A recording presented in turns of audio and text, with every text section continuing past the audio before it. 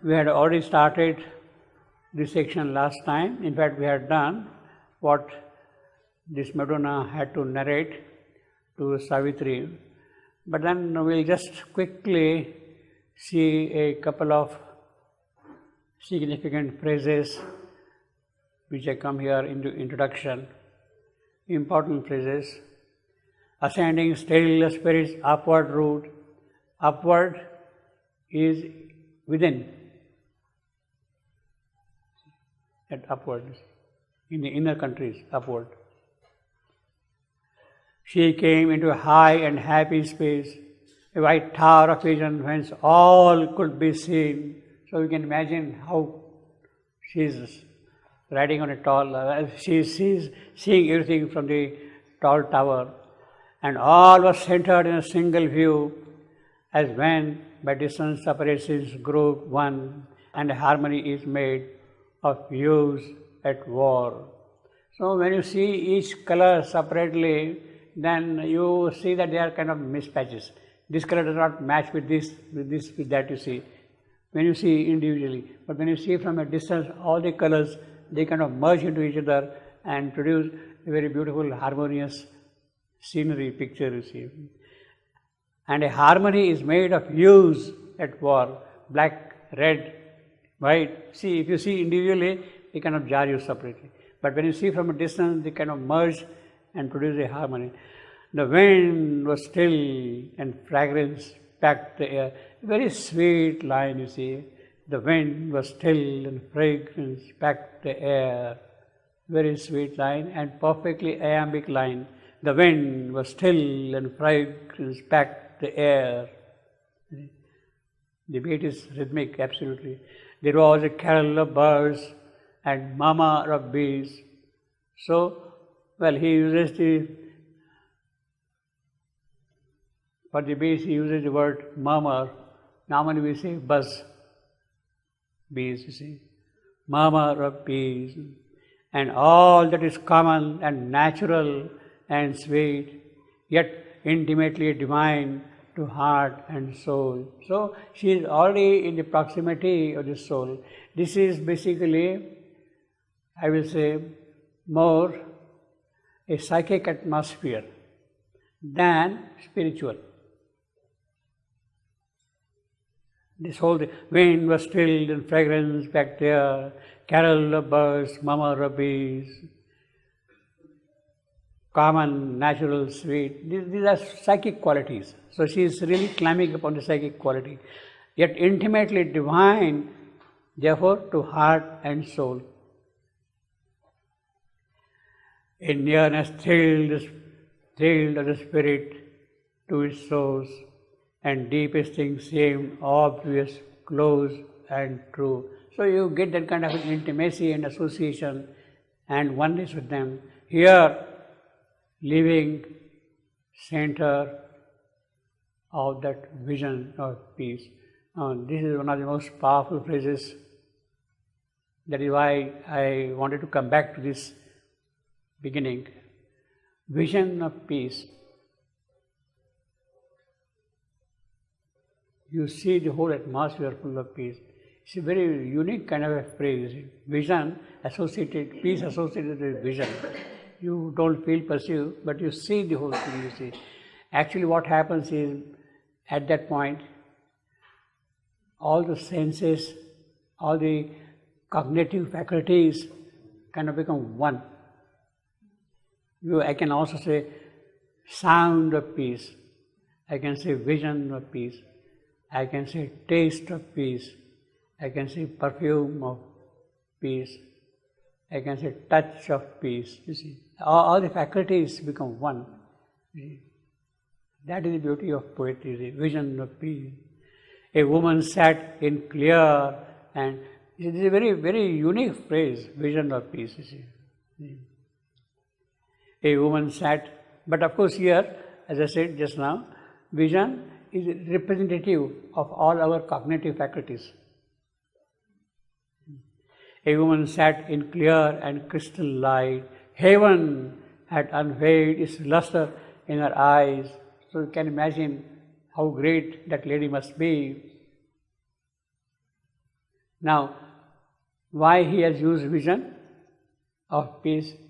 Because he is going by the association of light, eyes, bright sun. So, you see, there is a kind of an internal consistency or description. If you take the image of sound, then all the descriptions will correspond to sound-related things, you see. So, there is an internal coherence of all these phrases, description, you see. Heaven had unveiled its luster in her eye, and obviously, what really matters most is a vision. Perhaps it matters more than sound, because it is a vision by which you penetrate and see things within, inside, outside, you see, by vision. When mother is looking at you, she looks into your eyes, and she says that through the eyes she can go deeper and see your soul directly, not through the ears, not through the ears, through the eye. That is the closest passage to go inward, you see, the passage of light. She looks in the eyes straight away. And you are also supposed to look into her eyes. Straight.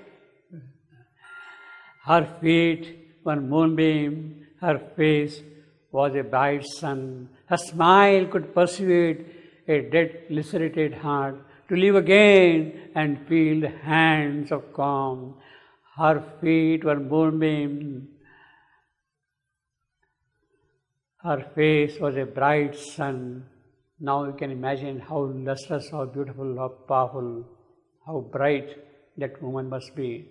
Her face was a bright sun, no clouds, nothing, just blazing in its brilliance, in its whiteness, ardent color. Now, there is a sort of a balance here. Her feet were moonbeams. She used to walk with those feet, you see. And her face was sun. So the whole thing, without the lower part, so to say, dark, still it is the light, the sweetness, the ananda rasa of the moonlight, even in the lower part, was a bright sun. Moon and sun, in one of Sri Aurobindo small composition, he describes earth, how the earth is, goddess earth, or the planet earth. And there he speaks of the earth as a woman, her earrings, lobes, you see, moon ring and sun ring. He speaks of, on the left side is the moon ring, on the right side is the sun ring, you see.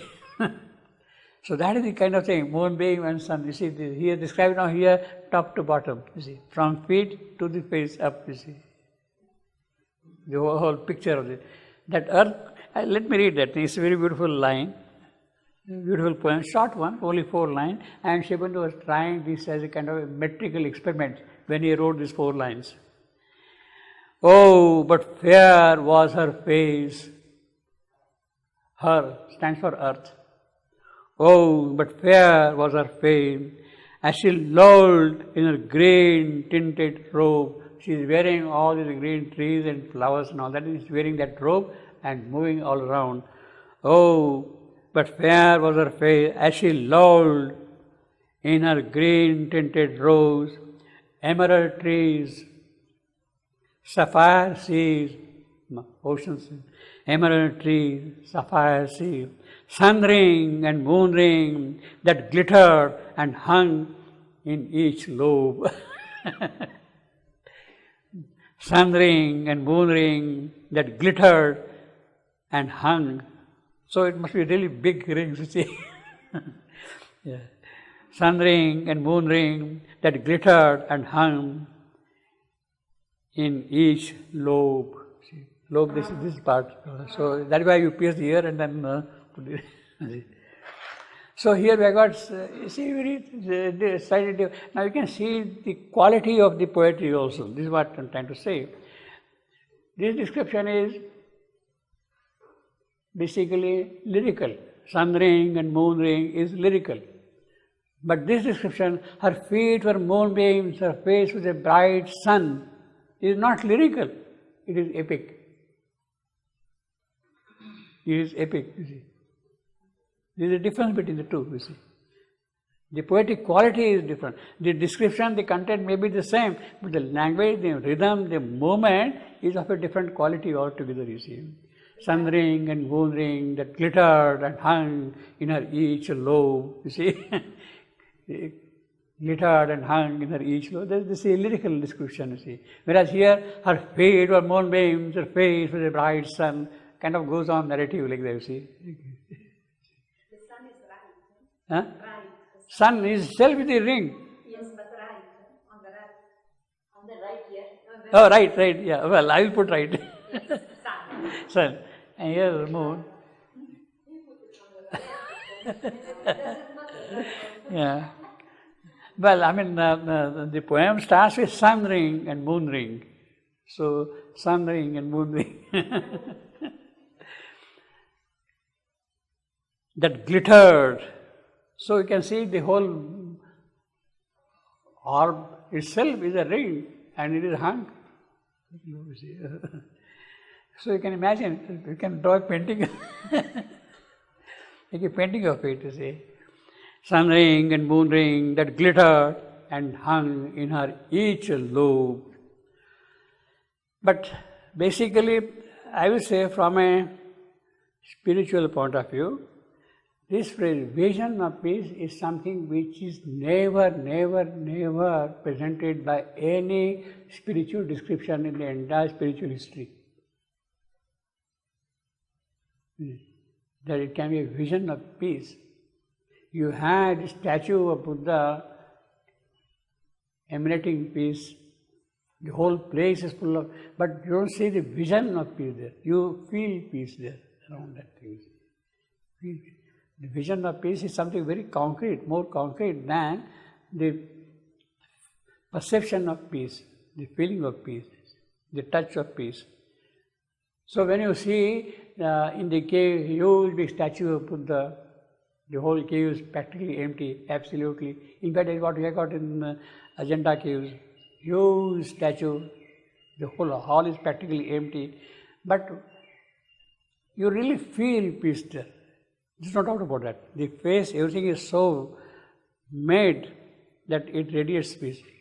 The peace sort of flows out from that thing.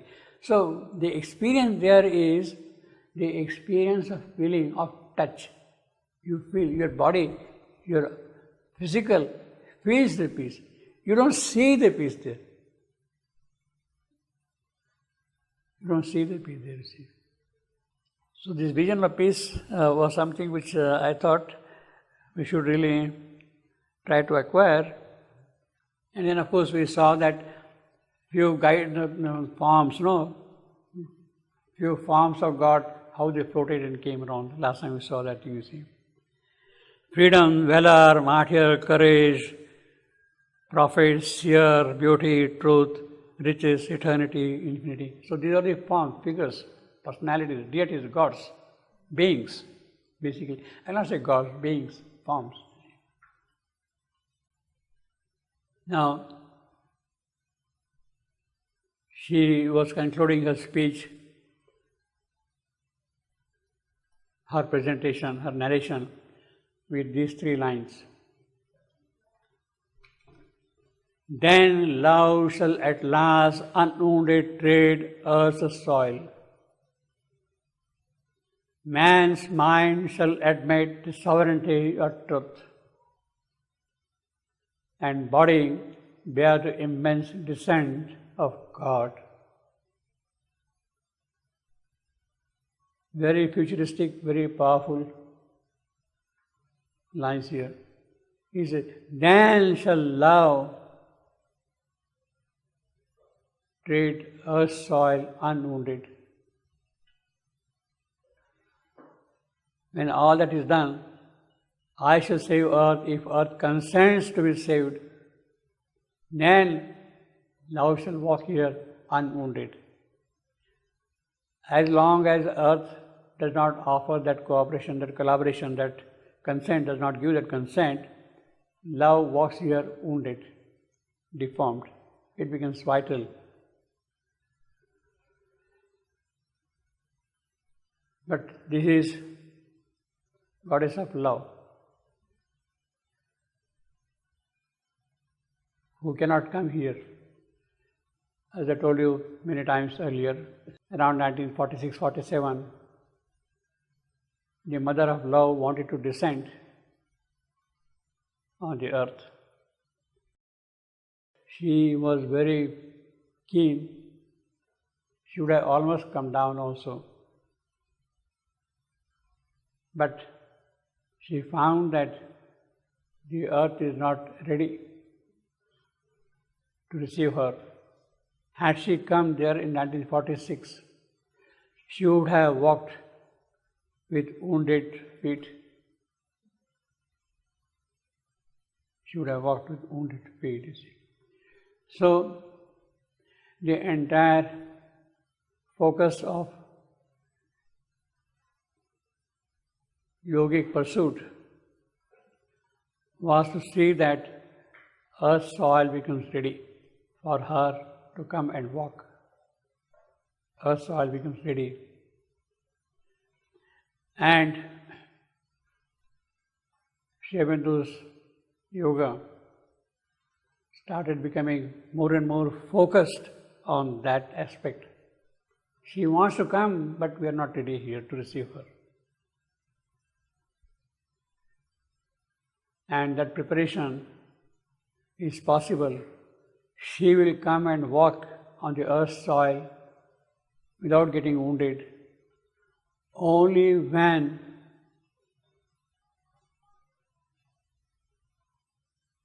you have the necessary light all around, the supramental light presence. In the absence of supramental light, supramental power, supramental presence here, she will not be able to walk properly here. So in order to prepare the earth for that purpose, that she comes here, the first condition is establish the supramental power here and light here. Only when that is present can she then walk on this earth soil without getting wounded. And therefore, see how scientific the whole pursuit is also. You have got a kind of a difficulty, a certain situation, you want to overcome it, you tackle it, you go back to the cause and then try to work out the necessary mechanism for achieving that sort of a thing. So the pursuit, in fact, this is what we have got in the whole of record of yoga, how Shri Aurobindo goes systematically from one step to the other step. Of course, we being people with man's mind, this is what we are. We do not admit the sovereignty of truth. Mind cannot admit the sovereignty of truth. If this is the condition, then why does she lady dare to come and walk on the earth? It must be a little adventurous on her part. She knows people are not ready and all that, and yet she wants to come. Yes, why? In other words, she is miscalculating something. Unless man's mind accepts, admits the sovereignty of truth, she better not come. She does not realize that. See? She does not realize that. But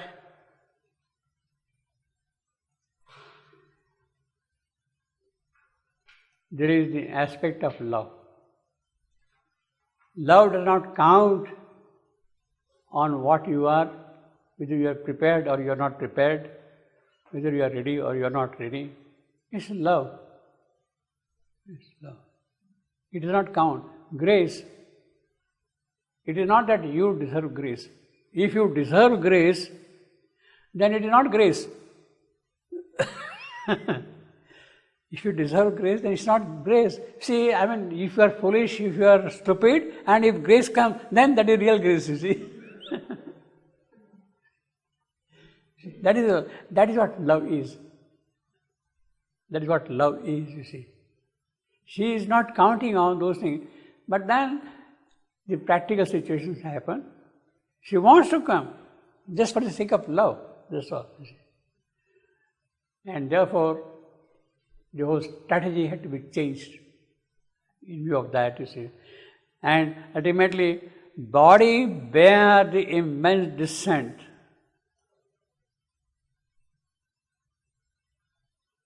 See, body can bear the immense descent of God only when mind admits the sovereignty of truth. Your mental faculty has to be fully ready for that. You should be open to the supramental. You should be open to the supramental. Then the physical can open itself. The mind or the body has to open to the supramental light. The physical mind. Then it can bear the descent of God. The mind of light is to be first established there.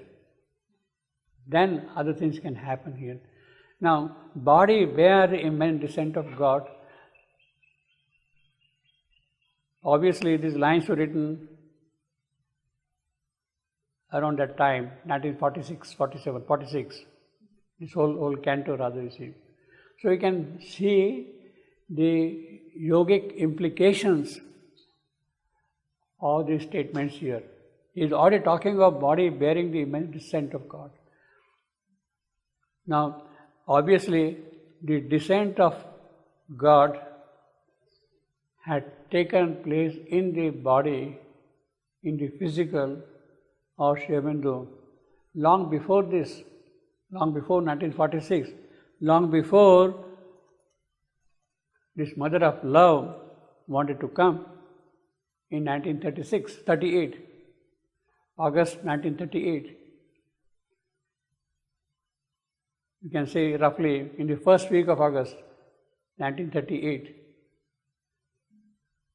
whole of his physical was charged with the supramental light and force. Mind, heart, feet, everything, brain, everything was charged with the physical. Until then, the supermind was coming and going, coming and going, coming and going. But it kind of got now fixed at that time in 1938. But that was for the individual, for Sri Aurobindo. That was for Sri Aurobindo. And he said that, look, I don't need a supermind for myself. I don't want it for myself at all, because I don't need it. I am always there. It's always there. Whatever I want here for the evolutionary soul of the earth. And the real difficulty was there for the evolutionary soul of the earth to bring down the supermind. And it is for that a different approach was necessary. And the first step in that context was to fix the supermind in his physical and make that thing as a dynamic power in the operation of things. And that is exactly what he did on 5th December 1950. He fixed the supermind in his physical, locked it here. Now you can't escape. Mr. Supermind, you are here now, trapped in the samadhi. You can't escape now. And it is from there it has to work. It is from there. For the purposes of the collective realization. All that for the purposes of collective realization. And the mother says, we do not understand what glorious sacrifice he had made. he abandoned his body. He would have got all the realizations here himself as an individual, as a person. He abandoned his body for the purposes of the earth. That is sacrifice. All that you have done is for the earth. This is what Mother says to him. She spoke, and from the ignorant nether plane. So in contrast to that now, we shout and cry and dispel the light which comes. She spoke, and from the ignorant nether plane, a cry, a warped echo, naked and shuddering came. Now this is again, as we are saying, she is ascending in the inner world into the subliminal at the highest. Below, in the inner world, the subconscious down below, there are again powers of the vital, and they will rise. They will challenge the entry of any superior power in that world, you see. Therefore, this cry of the warped echo, this is an echo, because she is speaking, so these people are hearing and seeing. A voice of the sense-shackled human mind, sense-shackled, locked by senses. Sense, vital, here, in the sense of vital.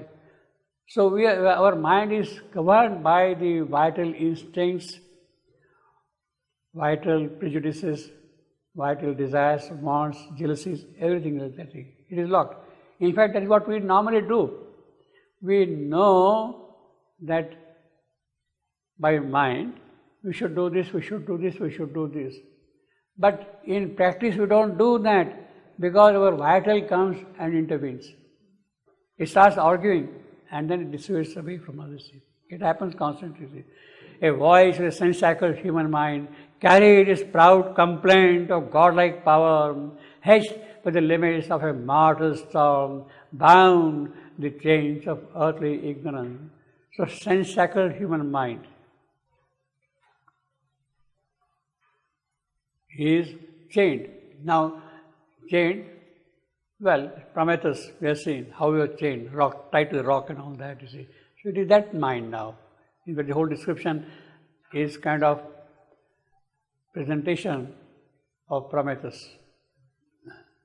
Imprisoned in his body and his brain, the mortal cannot see God's mighty whole or share his vast and deep identity, who stands unguessed within our ignorant hearts and knows all things because he is one with all. Man only sees the cosmic surfaces. Cosmic surfaces, that is what we see. Cosmic surfaces.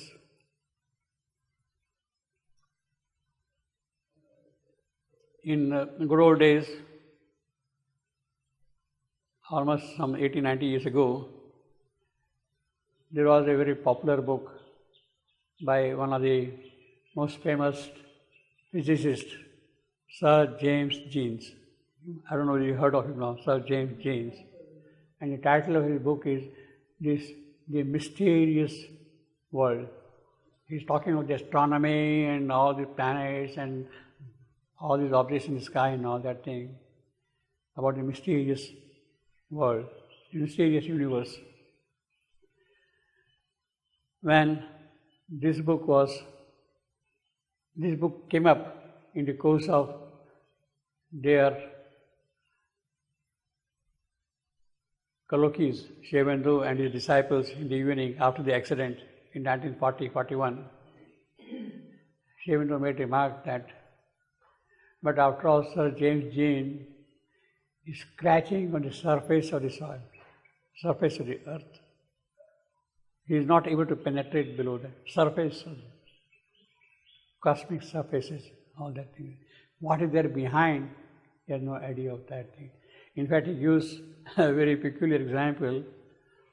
See, you have got a heap of garbage in the villages, particularly in India, heap of garbage, and then the hen will go and scratch something here and something there, some food or some insect or something to eat, scratching on that garbage. It is that kind of an example which is there, what mind is doing to the cosmic richnesses which are in front of him. He is not able to understand that.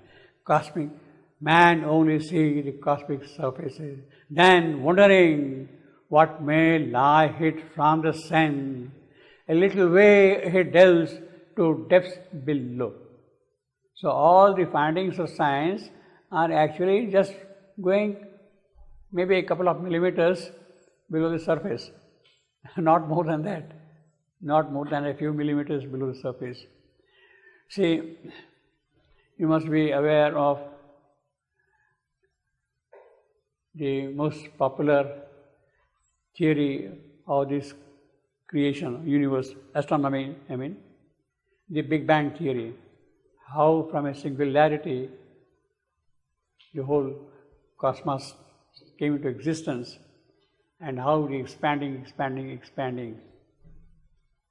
And it happened roughly 14 billion years ago. The expansion is going on, you see. So that is supposed to be most successful theory of the universe, the origin of the universe, starting from the singularity about which you cannot speak anything. It bursts and then it grows. What happens after that you can describe, but what happens in the singularity, nobody knows about that. Nobody can know about that. Now, recently, a couple of weeks ago, another very successful theory has come, which says that there is nothing like a Big Bang. There was nothing like a Big Bang. You use some other kind of mathematical equation in which the singularity does not appear at all. And the theory says the universe had been always there, universe is there, universe will be there. That is the latest theory of the cosmology. So you can see how even the idea, within 50 years, the whole idea has changed. Now a scientist calls it progress. You had a very successful idea, you have gone from one idea to the other idea, it is progress. But in reality, what are we doing? We are scratching on the surface of things. We are not really able to penetrate and see what are there behind all those things at all, you see. That knowledge is not there at all, you see, Big Bang. In other words, we have not really understood what is matter, what is space, what is time, what is their relationship with each other. What is the relationship with each other? If I have got a few objects like that and arranged in this manner, I get a certain property. Those very objects, if I put in a different manner, this instead of here, if I put here and this here, the objects have remained the same, but their arrangements have changed. That rearrangement has given rise to another property. In other words, how has space entered into the development of a property of that, we have no knowledge, we have no understanding at all. This is only space and matter. Now imagine the dynamics of it. This goes on here like that. In the process of time, again, how the properties alter, of that we have no idea at all. Now obviously these are difficult questions. They can be posed, but for them, there are no scientific methods available for investigation. How space determines the properties of a material arrangement, of that science cannot say anything at all. Now, the defense of science, of the physicists is, look, we are trying to understand what we can. We are not going to tackle those questions which are beyond our possibilities of instrumentation, of discovery, of analysis. it is futile. Maybe it is good for philosophers to talk about them, but for the purposes of science, well, this is what we are. We are here at this point, and this is what we can do, which is fair enough. That is perfectly logical also. In fact, I will appreciate that kind of stand. This is what we can do, and this is what we have achieved. The cells are there, the bodies are there, this happens, that happens, you use this microscope, that microscope, this telescope, put Hubble, all those things are there, fine. And this is what we can do. And from these observations, this is what we conclude.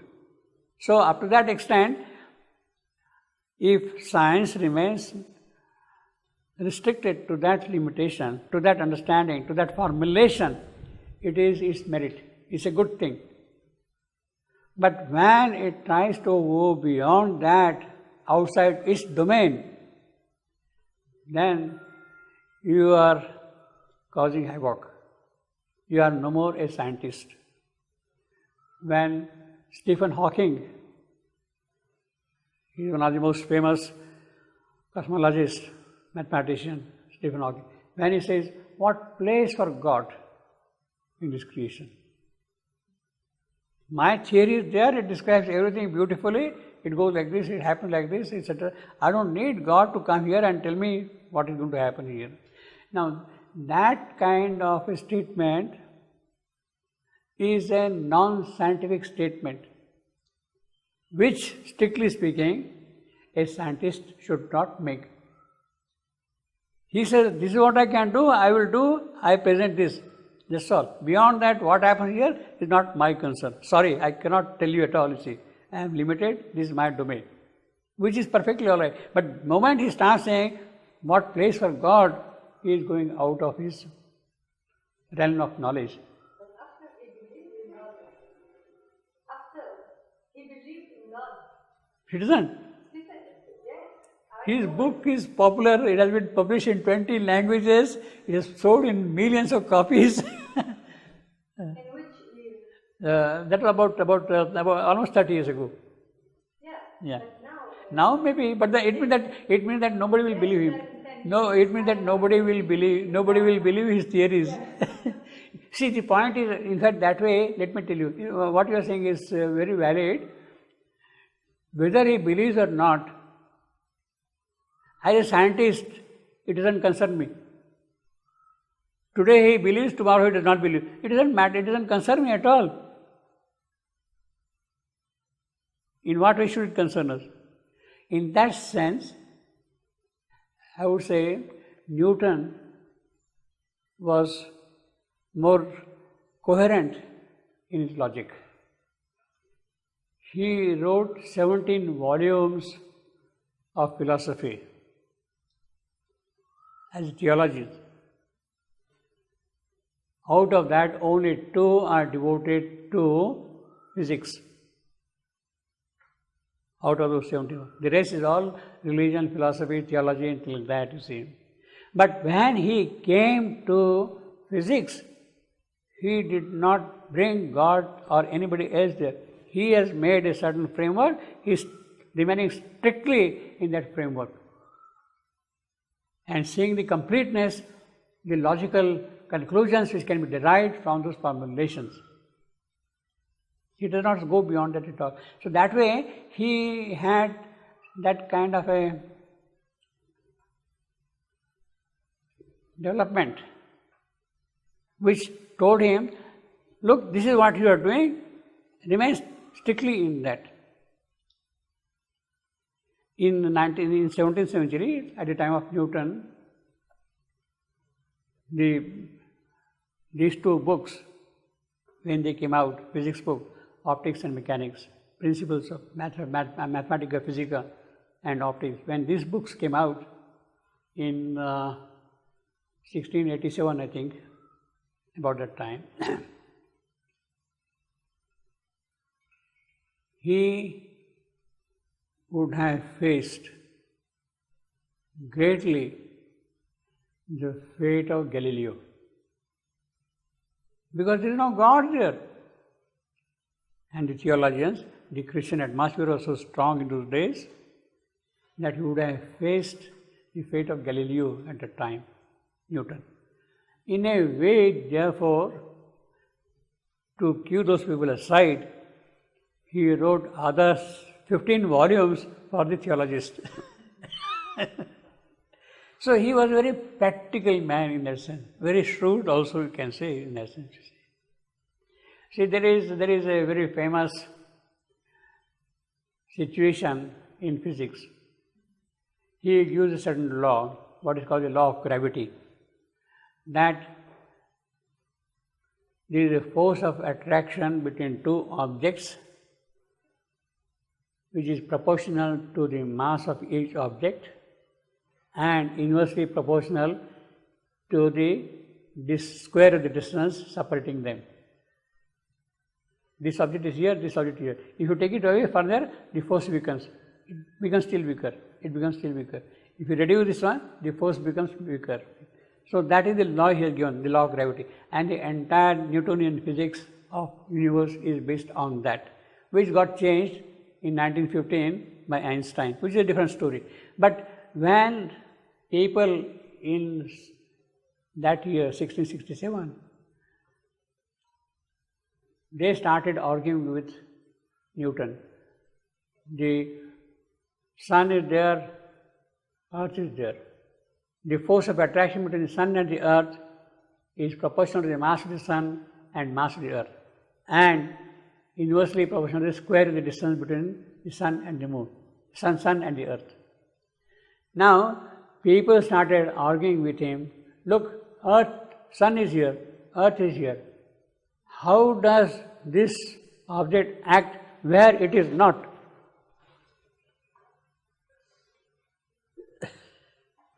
The sun is here and the earth is here. How does earth act or the sun act on the earth when they are separated from each other? By what agency, by what mechanism? How the earth, what is called the action at distance, how the action at a distance takes place.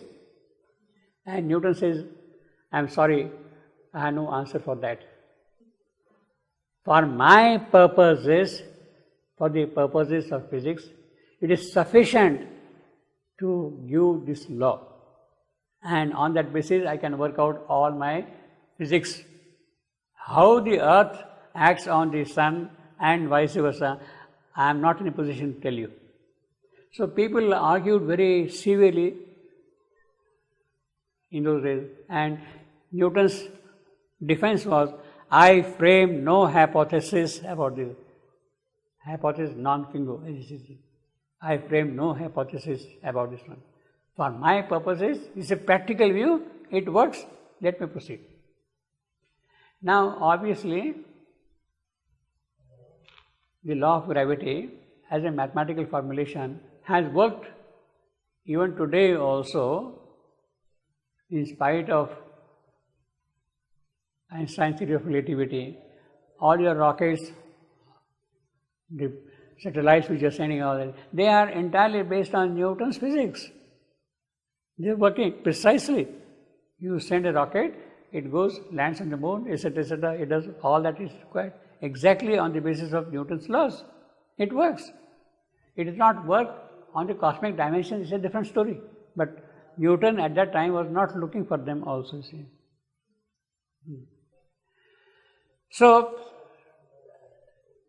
there are quite deeper things of that kind. So, in other words, most of these theories are provisional theories. All these theories are provisional theories. And we can even say that, in fact, there is a German philosopher, Popper. He speaks of a scientific theory is a good theory. That scientific theory is a good theory which is falsifiable, which can be proved wrong. A theory which can be proved wrong, that is the best theory. Falsifiable. In other words, the theory must give certain propositions. Look, this is my theory, and if I work out, this will happen, this will happen, this will happen. If this will happen, it means that I can go back to the laboratory and test it, whether it is happening or not. If it is not happening, then the theory is bad. Theory is collapsed. So he says that that theory is good which will lead to consequences that will prove and reflect back on the theory and saying that, sorry, this is not good. In other words, you make the progress now from one theory to the other theory. Like that, you see. Falsifiable. So, whole scientific knowledge in that sense is provisional. Is a mental knowledge. Provisional knowledge. Then wondering what may lie hid from the sun, a little way he delves to depth. That is why he says a little way. All that we are doing, although we are saying the cosmos 13 billion years ago and all that kind of a thing, still it is a little thing. He delves to depths below, but soon he stops. He cannot reach life's core or commune with throbbing heart or thing. He cannot reach life's core. Really, it's true. I mean, we know it very well, but we are keeping ourselves purposely silent.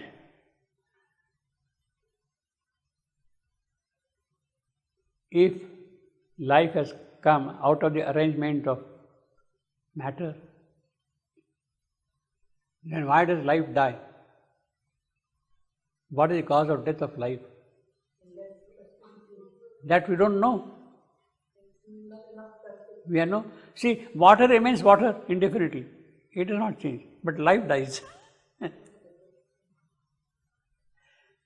What is the cause of that? We don't know at all. Cannot reach life's core. Life's core means already in matter there is the presence of death somewhere. That we don't know. That we don't know. That we don't know. In other words, by the very manner in which the present matter is built, life either coming out of that matter or entering into that matter is bound to suffer the consequences of death. He cannot. The problem boils down, therefore, for deathless life to be, the problem is to tackle at the material level. Body cells, this is what we have seen just now. Where the body is immense descent, no. He sees the naked body. Oh, there you are, he says. He sees the naked body of the truth, though often baffled by her endless calm, but cannot look upon her soul within. Then, furious for a knowledge absolute, he tears all details out and snaps and digs. Only the safe contents he holds for you. The spirit escapes or dies beneath his knife. Knife is not sharp enough. In the Synthesis of Yoga, Sri Aurobindo speaks of all human knowledge of science is for human use. For human use. We have not been able to convert this knowledge of science for something more than human use. Knowledge is power, that's what Francis Bacon says. Knowledge is power. Power for what? Produce commercial goods, produce this gadget, that gadget, mobiles. That is power, you see. Control over economy, power, money, commerce. That is power, economy. But really, what causes death because of matter, of that we have no knowledge. What causes death? Dies beneath his knife. We dissect an object, a flower, to understand what the object is, that the flower is there. Tear it, do this thing, put that chemical, and say this is a ha ha ha, all those things you see. Dissect to understand things. But the real thing escapes. Real thing, the moment you see a flower, we take it to the laboratory, do all the analysis, and then give a complete description of that. Mother doesn't do that. The moment she looks at a flower, she says, oh, immortality, oh, power, oh, surrender, you see, oh, aspiration, you see. She doesn't go to the laboratory and do all that kind of an analysis, you see. A certain amount of identification with the object is what brings to you the knowledge of the object.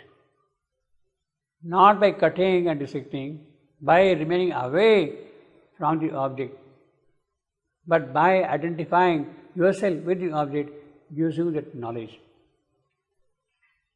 What is called satjnana, identification with the object, satjnana, you see. That faculty is beyond the faculty of mind, satjnana.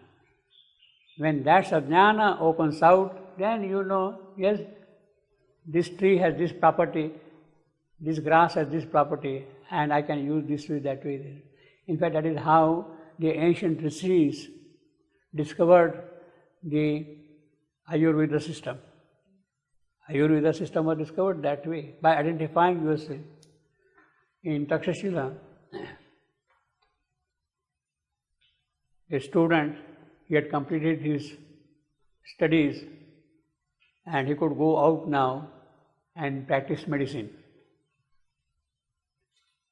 But then he was given the last task, whether he deserves a degree or not, a certificate or not. He says, the teacher tells him, go around the entire campus of a few kilometers in radius. Go around the entire camp and find out a blade of grass or any plant which has no property. Find out. He is given the task. He goes around, works for months, and he comes back and reports to the teacher, I am sorry, every herb, every plant, every leaf has some property or the other. I don't find anything at all in the entire campus here, no plant which has no property at all. He is certified and then passed. Yes, now you can go and practice medicine. Beneath the knife, so you don't need a knife, you see. He sees as a blank stretch, a giant waste, the crowding riches of infinity, crowding riches of infinity. That is what the expanding universe is. Stars after stars, galaxies after galaxies, you see, goes on and on and on like that, you see. The finite he has made his central field. His plan dissects, masters his processes. That which moves all is hidden from his gaze. That which moves all, what is it that gives property to the plant? What is it that gives speed to the animal? What is it that gives music to the stream? That is hidden from you. Is hidden from his gaze. His pouring eyes, he looks minutely everything, miss the unseen behind. The eye that is there behind the eyes, the ear that is behind the ears, that is missing. That is what the Kena Upanishad says. The ear behind the ear, the eye behind the eye, that is missing. He has a blind man's subtle, unerring touch. Yes, blind man, he walks on the road, in the crowded road also, just with the help of a stick, touch. Or the slow traveler's sight or distancing. The soul's revealing contacts are not his. So unless we really establish the revealing contact with the object, we cannot really know object. Yet, is he visited by intuitive light? Yes. That is progress. That is a consolation for us also. See, we are doing big science on a very, very large scale. We don't know how much money is spent on that. The Hadron Collider in CERN, huge big machine to produce what is called the God particle. And you say, we have discovered the God particle, you see. Yeah. But that is good in a certain sense, up to a certain point. We know, on this description we will say that this is all ridiculous, waste of time, waste of money, waste of effort. Still, it has a value. It has value in the sense that all your faculties had to develop to their fullest extent. You have the sense of mind, take it to the extreme possibilities of the mental development. Don't suppress them, don't stop them, don't curtail them, don't cut them off at all. You have got the physical mind, you have got the mind. Take them to their extreme possibilities because they are the properties coming from the spirit. And if they are taken to the extreme, then they can open themselves out in a certain way, in some manner, to the powers of the spirit itself. So, therefore, yet he is visited by intuitive light. That is important, intuitive light. Why? Because, see, it's like we keep on struggling day after day, night after night, for months and months and months, produce a small little paper, publish in a journal, get perhaps accolades. If you are clever enough, perhaps you will get a Nobel Prize also. So it keeps on happening like that, you see. It is necessary in a certain sense, up to a certain point. It is like producing out of that huge, big 17-kilometer machine in CERN a God particle, which cannot be seen really, but its effects are seen. It is like constantly using your hammer and the anvil. Keep on striking the anvil, the hammer. Strike. Suddenly some spark will come, some flash will come, some light will come. So you are doing that kind of a work will produce some spark, some intuitive light will flash out. The hammer and the anvil, they do produce a spark of light. So that mental effort is up to a certain extent necessary. So it should not be dismissed that I keep on just hammering on the anvil, tuck, but the spark comes. That's the beauty of it, you see. Unless that is done, how will the spark come? Yet intuitive light and inspiration comes from the unknown, but only reason and sense he feels assured. That is our pity, because we are blocked by that. They only are his trusted witnesses. Now he is giving here two examples, intuition and inspiration. In fact, beyond this faculty of reason, of mind and sense, we have got 4 faculties of cognition. Dakshina, Ila, Saraswati, Mahi. They are the goddesses. Dakshina, Ila, Saraswati, Mahi. They are the Vedic goddesses. Dakshina is discernment. You see something and you will know, discern, yes, this is good, this is bad. Something comes in you, flashes, and you immediately discern whether it is proper for you to accept or not. What happens, we don't know, but it does come, discernment. Then you have got Ila, the Ila, the Sanskrit word yeah. Ila, Saraswati, Mahi. These are the 4 goddesses.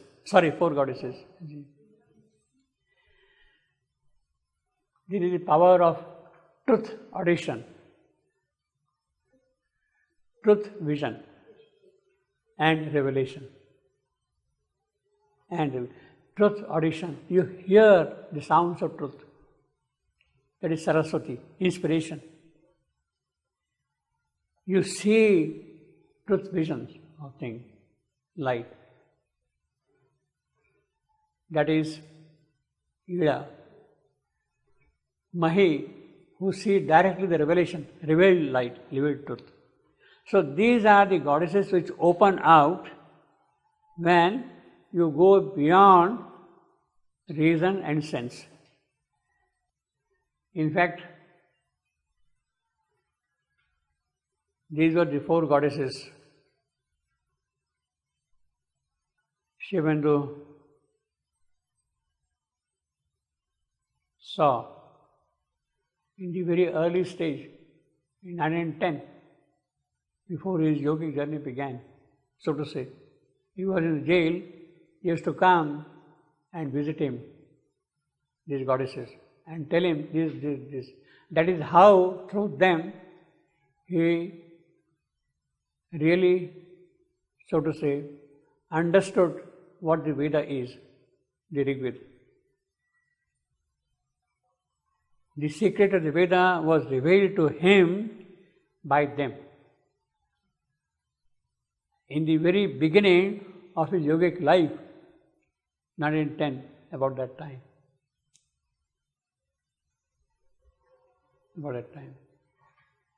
But only reason and sense he feels assured. They only are his trusted witness. Thus is he balked.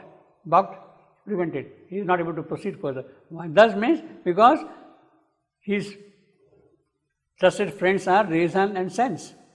So they are hurting him, they are thwarting his effort to move forward. Thus is he balked. His splendid effort, vain. He keeps on trying all that thing, but he got stuck with reason and sense. His knowledge scans bright pebbles on the shore. His knowledge scans bright pebbles on the shore of the huge ocean of his ignorance. Now this is a direct reference to Newton. To Newton. Bright pebbles on the shore. Newton, with all those great achievements, he says, after all, what I have been doing? I have been collecting pebbles on the shore. Glistening bright pebbles on the shore. Pebbles of knowledge. Yes, I have given this philosophy, I have given this physics, all those great things. In fact, it revolutionized the entire scientific approach. Scientific empiricism came with Newton, and it is that which has really held science in great esteem because of that, you see. Empirical rationalism is the founding principle of science even today, and it is on that basis it is progressing. Empirical rationalism, based on experiments and observation.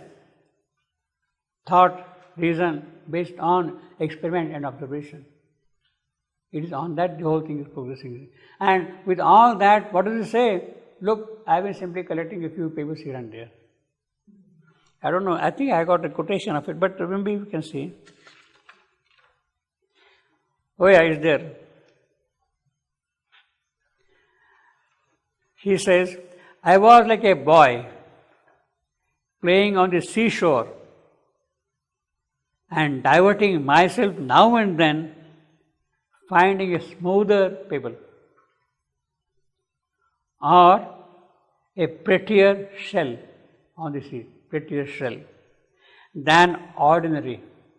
I was busy finding a beautiful shell or a pebble, smoother pebble. While the great ocean of truth on the seashore, while the great ocean of truth lay all undiscovered before me. I have been collecting a few pebbles on the beach, some shells and all that. But what about the big ocean there?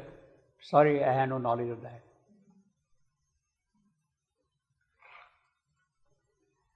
I was like a boy playing on the seashore and diverting myself, amusing myself, entertaining myself. Now and then, finding a smoother pebble or a prettier shell than ordinary. While the great ocean of truth lay all undiscovered before me. His knowledge scans bright pebbles of the shore. The sea, ocean, see, ocean. All these things are exactly Newtonian paraphrasing, you see, his words. of the huge ocean of his ignorance. Yet grandiose with the accents of that cry, a cosmic pathos trembled in his tone. Now comes this man, sense-shackled mind, sense-shackled man. Yes, or a sense-shackled.